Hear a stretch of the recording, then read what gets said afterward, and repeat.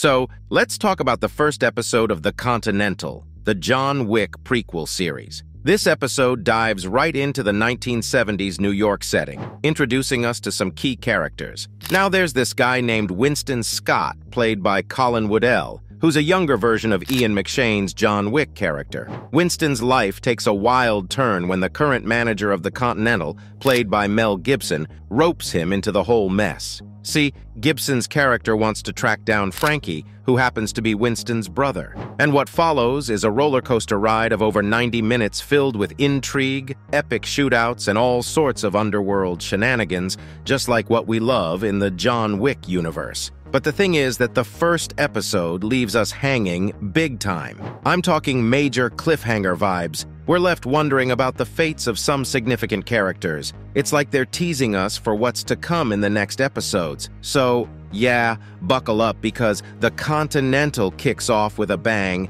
and we're in for an exciting ride. What did Frankie steal from The Continental? All right, let's break down the nifty details of The Continental Episode 1's opening sequence. Even though it's set in the 1970s, it nails the John Wick vibe, starting with a slick heist led by Ben Robson's character Frankie, who also happens to be Winston's bro. Now that heist scene is a masterpiece. Long takes snappy editing and this gritty, realistic atmosphere that just sucks you in. Frankie's mission is to snag something mysterious from the Continental in New York. This heist is like the match that lights the fuse for the whole series. Cormac, played by Mel Gibson, is dead set on getting whatever Frankie swiped back. But here's the kicker. What the hell did Frankie actually take from the hotel? Well, we get the answer later in the episode. Turns out, it's a coin press. You know, the thing that stamps coins with special marks to make them legit currency. Frankie's plan is probably to create his own version of the Continental's cash and buy his freedom from the organization.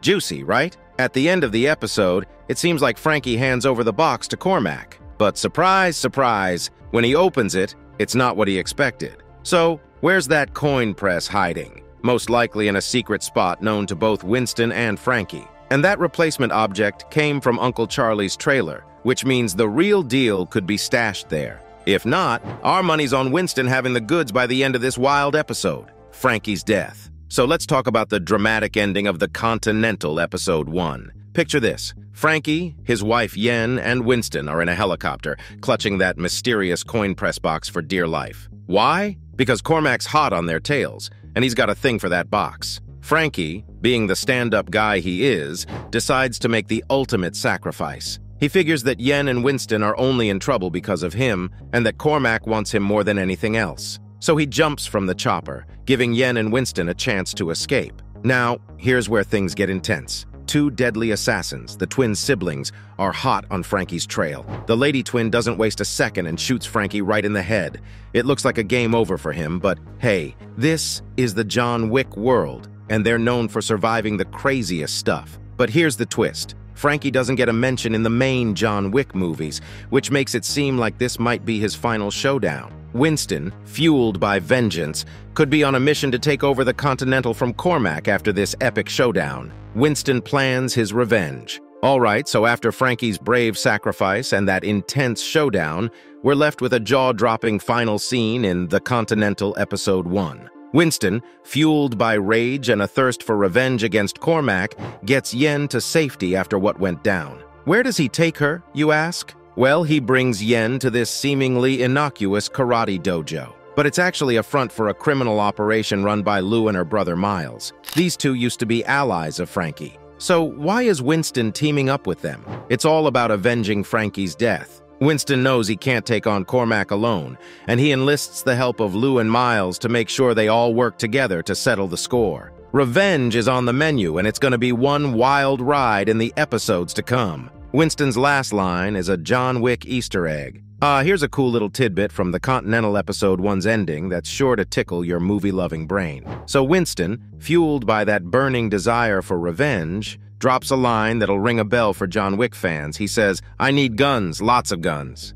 Now, why is that phrase so special? Well, it's a nod to John Wick Chapter 3, Parabellum. In that flick, when older Winston asks John Wick what he needs, John fires back with the exact same line. It's like a little wink to the fans, connecting the dots in the John Wick universe. But wait, there's more. The origins of this line actually trace back to Keanu Reeves' other iconic role, Neo from The Matrix. Yep, Neo uttered those famous words in the 1999 sci-fi classic. So it's like a cinematic Easter egg within an Easter egg. Pretty neat, right? Winston and Frankie's history with Cormac, we've got some serious family drama here. So it's clear from the get-go that Cormac has history with Frankie and Winston, right? Turns out their dad took a loan from Cormac back in the day, all in a bid to secure their family's future. But well, things went south, real south. The family home was lost in the process. Now, we don't know all the nitty-gritty details, but it's pretty clear that Cormac and their dad didn't see eye to eye. It got so bad that Frankie and Winston ended up as orphans,